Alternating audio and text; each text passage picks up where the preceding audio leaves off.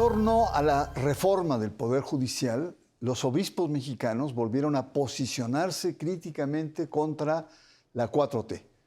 Desde 2022, los prelados no han perdido oportunidad para descalificar y reprobar las políticas públicas del presidente Andrés Manuel López Obrador. La gran pregunta es si existe una crisis entre la Iglesia y el Estado. Ese es nuestro tema aquí, en Sacro y Profano. Desde 2022, la jerarquía católica no ha dejado de criticar y descalificar las iniciativas y políticas públicas del gobierno de López Obrador. A partir de los jesuitas asesinados en la Sierra Tarahumara, los obispos católicos han pasado de la rebeldía a discrepancia política contra el gobierno de la 4T. Ahora, el 5 de septiembre último, en un comunicado, los prelados descalificaron la propuesta de reforma jurídica propuesta por el Ejecutivo. Afirmaron que la propuesta de reforma afecta la autonomía del Poder Judicial y pone en entredicho la división de poderes que establece nuestra Constitución. Algunos miembros de la alta jerarquía eclesiástica han salido a los medios a criticar abiertamente la reforma. Tal es el caso del cardenal de Guadalajara, Francisco Robles Ortega, quien llamó traición a la patria votar a aquellos que voten a favor de la reforma. El cardenal dijo: considero una verdadera traición si dan el voto a favor de la reforma. Son traicioneros a México. El influyente sacerdote Mario Ángel Flores advirtió que la reforma es un plan absolutamente dirigido al control de un sistema dictatorial. Si logra concretarse, estamos dando un paso al autoritarismo y a la dictadura, añadió. Los obispos en los últimos 2 años han publicado contundentes mensajes públicos en los que cuestionan la situación de violencia imperante en el país, la política migratoria y la estrategia de seguridad.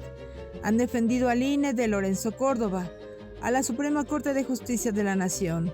Se han manifestado contra la sobrerepresentación, han responsabilizado al presidente de la polarización política y reivindican al Estado de Derecho que acecha a la desaparición de los órganos autónomos. Es notorio el descontento con el gobierno. Muy buenas noches, bienvenidos a Sacro y Profano, que es una oferta no religiosa de análisis sobre la relación entre religión y sociedad. Esta noche volvemos a analizar el comportamiento cada vez más militante y político y desafiante de los obispos mexicanos contra el gobierno de la Cuarta Transformación. De hecho, con diversos posicionamientos públicos, la jerarquía católica es parte ya de la oposición. Desde la cristiada no se había visto un rol tan beligerante de los obispos en el terreno de la agenda pública. Pero para entender, para situar este tema, agradezco la presencia del doctor en sociología Felipe Gaitán Alcalá, investigador de la Universidad La Salle de México. Felipe, bienvenido.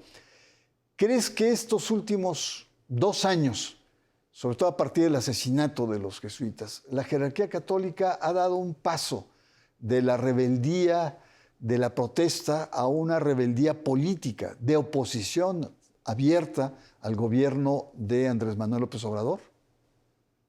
Bernardo, buenas noches. Me da mucho gusto estar aquí en el programa y gracias por la invitación.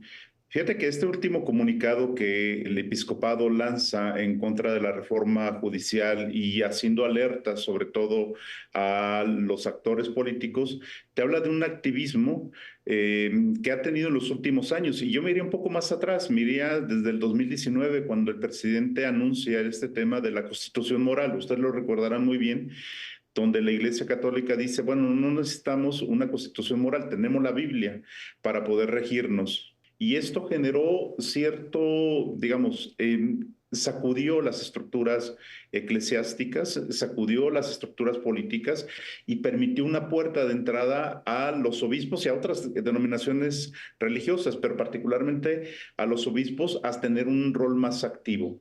Esto vino durante la pandemia, también vimos el activismo de la Iglesia Católica, pero fue el punto de quiebre el asesinato de los jesuitas, precisamente en Chihuahua, que abrió la puerta para una militancia institucional, o sea, una militancia del cuerpo del episcopado, que no de la Iglesia Católica, porque hay muchísimas posiciones dentro, pero los obispos de entrada empezaron a tener este punto, esta militancia.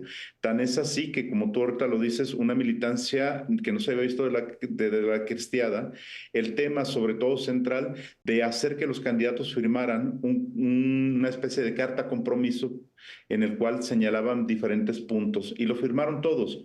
Incluso la doctora Claudia Sheinbaum lo llega a firmar con algunas observaciones, ¿no? Pero esto te habla de la fuerza que han adquirido en los últimos años. Sí, Felipe, como veíamos en la cápsula, los obispos en cada coyuntura importante de la agenda pública se posicionan críticamente. Se posicionaron frente al tema de la violencia, cuestionaron la política de seguridad, cuestionaron la estrategia de los migrantes, estuvieron muy críticos y apoyando al INE con la marea rosa, apoyaron a la Suprema Corte de Justicia. Es decir, estuvieron contra el tema o estuvieron muy activos en el tema de la sobrerepresentación y ahora, como tú muy bien dices, este tema de la reforma al Poder Jurídico. ¿Cuál es el motivo? ¿Por qué los obispos? ¿Qué buscan los obispos? Fíjate que los obispos, bueno, y no solamente con este gobierno, ha sido siempre como una especie de históricamente la búsqueda de una incidencia sobre la política pública, enarbolando sus propios valores y enarbolando algo que ellos siempre han mencionado, que México es católico, México es guadalupano y la cultura política en México es católica, y por lo tanto los obispos tienen que tener una potestad sobre este tipo de, digamos, de expresiones o de posicionamientos políticos. Ellos buscan ser actores no solamente sociales, actores políticos, pero no como actores directos, sino como actores que tutelan el tema de las decisiones públicas. Los obispos han sido muy activos en este sentido y hemos encontrado también diferencias dentro del episcopado, ¿sí? Y esta diferencia dentro del episcopado también ha hecho que no tengan una posición sola homogénea, pues. Pero los obispos buscan tutelar el espacio público y sobre todo frente a la amenaza que consideran que en este caso representan estos políticos en la cuarta T, que ahora está llevando su propio camino y sobre todo en el tema moral. Si te fijas, el tema de moralización se vuelve el terreno de pugna de los obispos, no la acción política, sino la moralidad de la acción política. Esa es la gran diferencia. Sí, totalmente de acuerdo. Felipe, si me permites, vamos a hacer una breve pausa. Estamos conversando con Felipe Gaitán, doctor, sociólogo, experto en estos temas, un lector acucioso de los temas políticos religiosos. Y como usted ve, tenemos como nunca antes un protagonismo político de sectores de la jerarquía católica que están tensando las relaciones con el actual gobierno. Vamos a una pausa. Usted está en Sacro y Profano.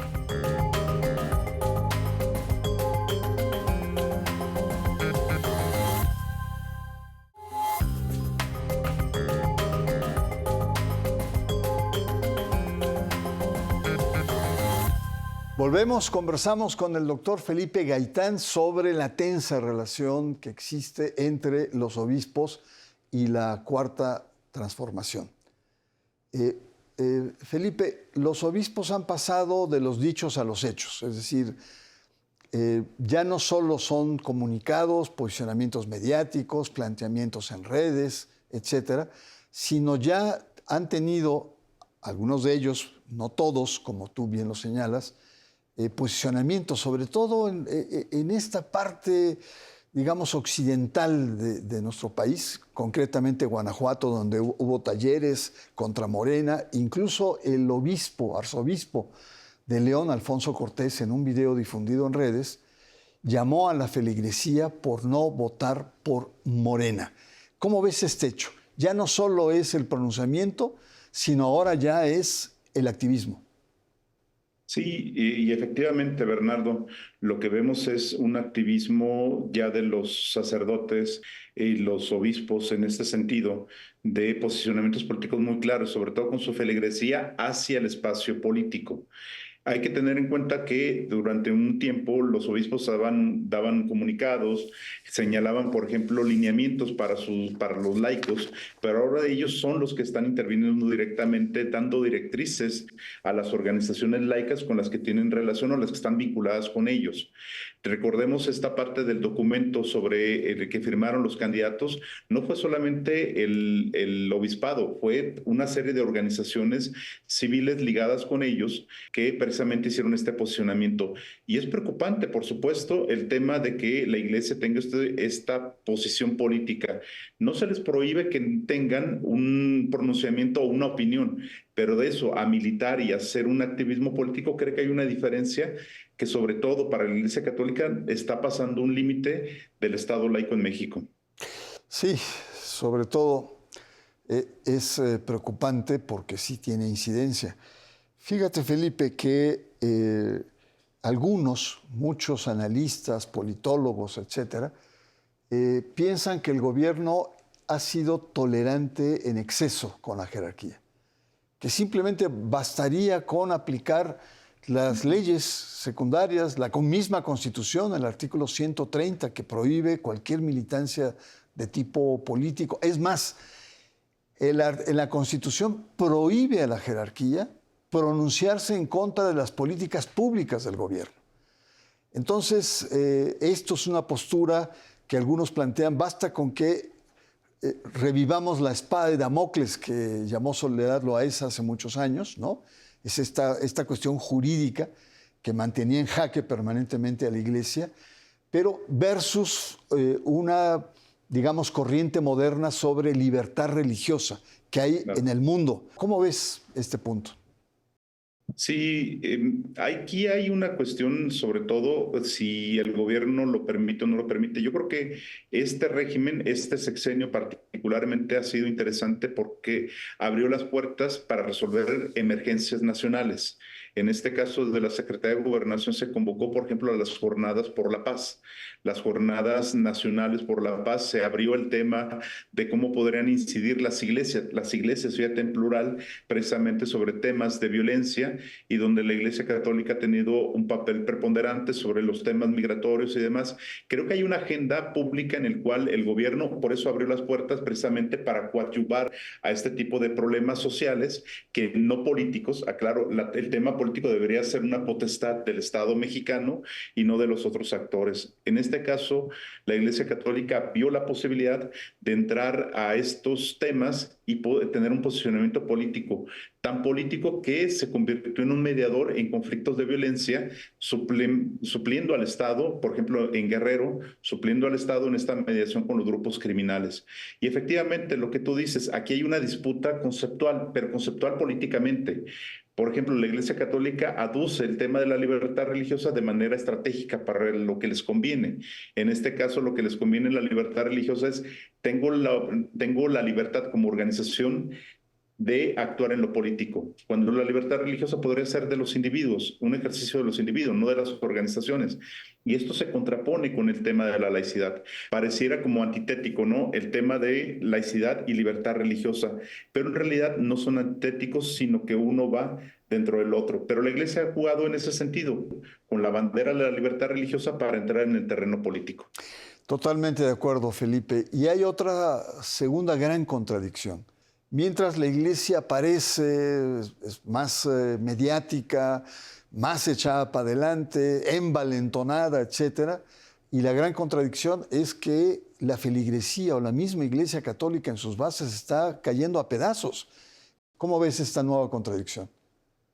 Sí, pues tenemos este activismo, sobre todo del obispado, del clero, pero abajo, y uno lo puede leer sobre todo en las redes digitales y lo puede ver en los debates públicos, un cuestionamiento de la Iglesia que por qué está interviniendo en estos temas. Claro, aquel que está apoyando, a los grupos que está apoyando dirán que es libertad religiosa, lo que quieran. Pero una buena parte todavía de la feligresía mexicana no apoya este tipo de intervenciones de la Iglesia Católica. Hay un distanciamiento, es decir, soy religioso, pero sé la separación con el tema de la política. Y creo que la educación laica, no de este sexenio, sino una educación laica histórica, ha servido precisamente para hacer esta diferencia entre estos espacios. Y como tú bien dices, el tema del declive de la catolicidad en México ha sido sobre todo amplia y ha sido profunda. Por ejemplo, esta idea de la pérdida de católicos durante este tiempo ha sido significativa. Vean los censos del 2010 al 2020, se darán cuenta que el porcentaje ha disminuido. Y una cosa que hicimos un análisis nosotros, Bernardo, fue que la mayoría de las personas que se van de la catolicidad son mujeres entre 25 y 35 años, que no están de acuerdo con muchas de las posturas morales, pero también acusan de los abusos que se han dado en la Iglesia Católica. Y sobre todo, en el censo aparecen niños registrados que ya no son católicos. Niños entre 1 a 12 años no son católicos, no porque les preguntan a ellos, sino porque las mamás prefieren señalarlos como que ya no pertenecen a la iglesia o ya no profesan esa fe. Y eso es la crisis en la que está ahorita la Iglesia Católica, por un lado política, pero el otro lado también tiene una crisis interna en su feligresía.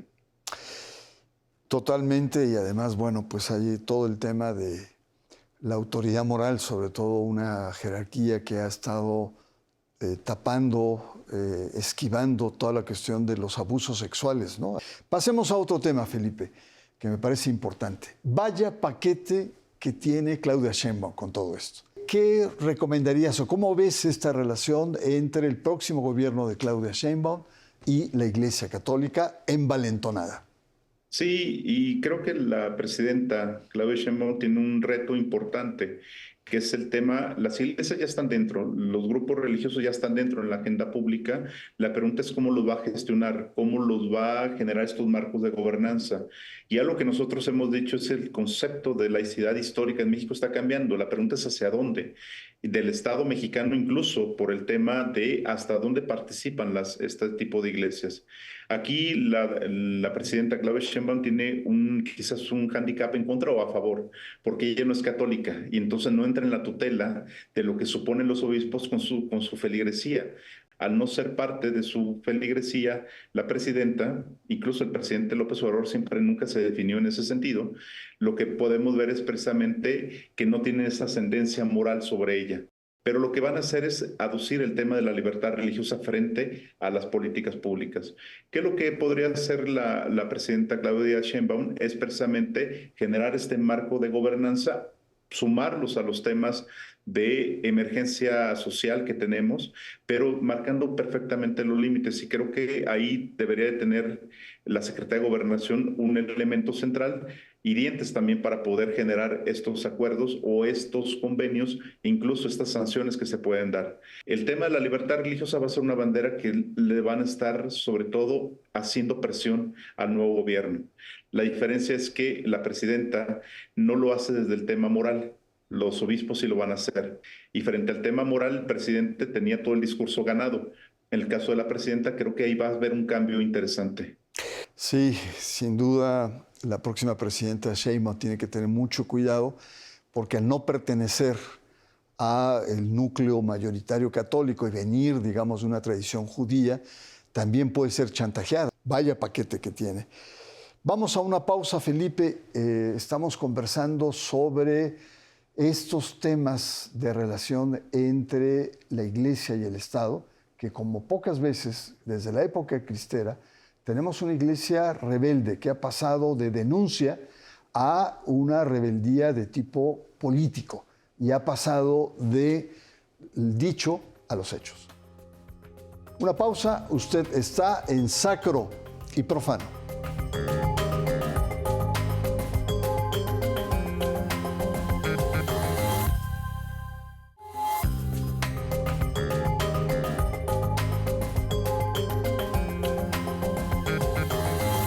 Llegamos a nuestro último bloque.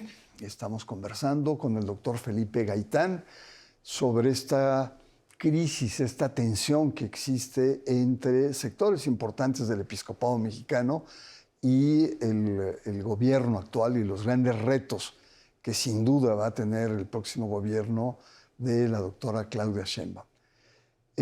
Felipe, el tema de la aparición de la ultraderecha,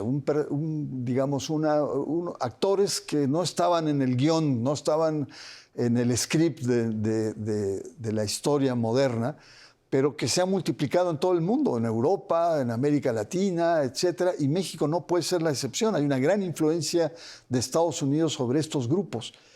La gran pregunta es este paso a los hechos, a esta oposición, ¿Cómo quedan estos grupos de ultraderecha? ¿O cómo ves esta relación, grupos de ultraderecha y sectores de la jerarquía católica? Bernardo, cuando hablamos de la ultraderecha, a veces pensamos solamente en los laicos, pensamos en esta parte de grupos radicales evangélicos, pero dentro de la Iglesia Católica hay estos grupos de ultraderecha precisamente que frente a la polarización que ha tenido el episcopado, bueno, en este caso el clero, más que el episcopado, sectores del clero católico con las posiciones del gobierno o con las políticas públicas del gobierno federal, que la pueden acusar de ser socialista, lo que tú quieras, pero en realidad tendríamos que ser muy mesurados, tendríamos que ser muy objetivos en eso. Es una apertura diferente, pero que para los grupos de ultraderecha simplifican todo, blanco y negro, y para ellos no hay puntos medios, no hay grises. En esa polarización, la Iglesia Católica, estos grupos de la Iglesia Católica ultraconservadores se han aliado con estos grupos de ultraderecha, precisamente para hacer frente a lo que ellos consideran una amenaza. Y esto ha causado problemas dentro de la propia Iglesia Católica porque hay sectores progresistas de la Iglesia que no están de acuerdo con ello. Algunas órdenes religiosas que dicen, a ver, espérame, no es necesario aliarnos con ese tipo de expresiones de ultraderecha, pero lo ven como una oportunidad de llevar su agenda sin darse cuenta que en realidad están siendo instrumentalizados. Y en este caso, el episcopado creo que tiene un riesgo ahí precisamente de abanderar incluso causas que ni siquiera son de ellos, pero que lo ven como una oportunidad también para llevar su propia agenda. Y lo hemos visto, por ejemplo, cuando se dio en Aguascalientes, en Guanajuato, posiciones sobre temas de interrupción del embarazo, el tema de identidades de género, que son como las expresiones más visibles, pero posicionamientos sobre todo, por ejemplo, la entrega de recursos a gente vía transferencia, digamos, a las becas a los jóvenes no estaban de acuerdo. Y podemos ver diferentes temáticas. Eso es preocupante en este momento. Muy bien, Felipe. Y uno de los aspectos también que llama la atención es el rol que puede jugar asuntos religiosos de gobernación. La impresión que me da, no sé cuál es, han sido muy blandos los últimos equipos de asuntos religiosos. ¿Qué tiene que hacer Asuntos Religiosos ahora que se está reestructurando frente a este embate religioso político que estamos experimentando? Fíjate que cuando la primera vez que ellos abrieron el tema de jornadas de paz, sobre todo a las iglesias, yo tuve un posicionamiento muy crítico con ellos. Es decir, estaban abriendo la caja de Pandora, y lo sigo sosteniendo. Están abriendo una caja de Pandora que no sabemos cuál es la consecuencia en el futuro inmediato. Es decir, estamos cambiando el concepto de laicidad, pero abrirla de esa manera habría un impasse precisamente para que las iglesias se metieran. Hay que reconocer que la Dirección General de Asuntos Religiosos primero tuvo un cambio. Antes era Dirección de Asociaciones Religiosas y en 2019 cambió a Dirección de Asuntos Religiosos. ¿Qué significa? Pasa de una entidad administrativa a ser una entidad de gestión con la diversidad religiosa. Y en ese impasse que tuvieron, en ese cambio que tuvieron, precisamente lo que provocó es que ellos convocaran sobre el tema de violencia a las iglesias. Mucho de la Dirección de Asuntos Religiosos viene de una militancia y viene de una militancia en atender problemas sociales. Y lo hicieron de buena fe, pero el problema de buena fe es que está empedrado el infierno muchísimo el camino para que podamos llegar a situaciones críticas como la que tenemos.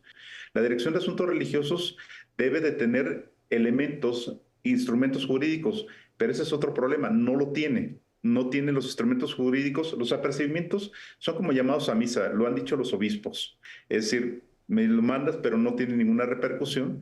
En este caso, creo que deberíamos empezar por el legislativo para darle mayores elementos a la Dirección de Asuntos Religiosos y tener cuidado, sobre todo en esta convocatoria. Entiendo la urgencia, pero también hay que tener cuidado de cómo se instrumentaliza este llamado y esta participación de las comunidades religiosas en asuntos públicos y en asuntos de Estado también. Por lo que entiendo, entonces estaríamos planteando que habría que tener más dientes ahí, ¿no? Finalmente, ¿cuál sería tu conclusión? ¿Cuál es tu pronóstico? ¿Qué viene en el próximo tiempo? Mira, lo que hemos estado analizando es que se va a incrementar el activismo de la Iglesia Católica. Se va a incrementar el tema de la participación de los obispos con pronunciamientos, pero también habilitando a organizaciones laicas precisamente para el tema de hacer un posicionamiento frente a las políticas que van a venir más adelante. Ellos han manejado un discurso diferente, mientras, digamos, el gobierno maneja la idea de pueblo, el episcopado maneja el tema de ciudadanía, y es un discurso interesante en ese sentido. Entonces, porque ellos apelan al tema de la libertad, por eso la libertad religiosa para ellos se vuelve importante, pero instrumentalizada para lo que quieren. En este caso, creo que lo que viene más adelante, vamos a ver un activismo más amplio de la Iglesia Católica, pero también lo que vamos a ver es un posicionamiento del gobierno federal y de algunos gobiernos de los estados precisamente frente a ese activismo, haciendo énfasis en lo que pueden y no pueden hacerlo. ¿Se va a polarizar? Por supuesto que se va a polarizar. Aquí lo interesante va a ser las sinergias que van a tener con los grupos de ultraderecha, pero también con otros grupos evangélicos que también son muy conservadores, y vamos a ver un frente encabezado por la Iglesia Católica precisamente en atender este tipo de amenazas que ellos le llaman, y que va a ser un reto para el gobierno federal. Aclarando, no se trata de excluirlos de la vida pública a las iglesias y a la Iglesia Católica, pero sabiendo los límites y sabiendo dónde sí pueden participar y dónde no, dónde le corresponde a ellos el tema de la fe y dónde le corresponde a los ciudadanos la toma de decisiones en derechos y obligaciones que le van a exigir al Estado mexicano. Felipe, muchas gracias por participar. Yo creo que la agenda se va a hacer muy convulsa, donde el tema de lo moral se va a politizar, temas como aborto, temas como matrimonios igualitarios, adopciones y muchos otros, minorías sexuales, van a politizarse de manera muy intensa, y por supuesto vamos a estar muy atentos aquí en su espacio Sacro y Profano. Soy Bernardo Barranco y le espero la próxima semana aquí en Sacro y Profano.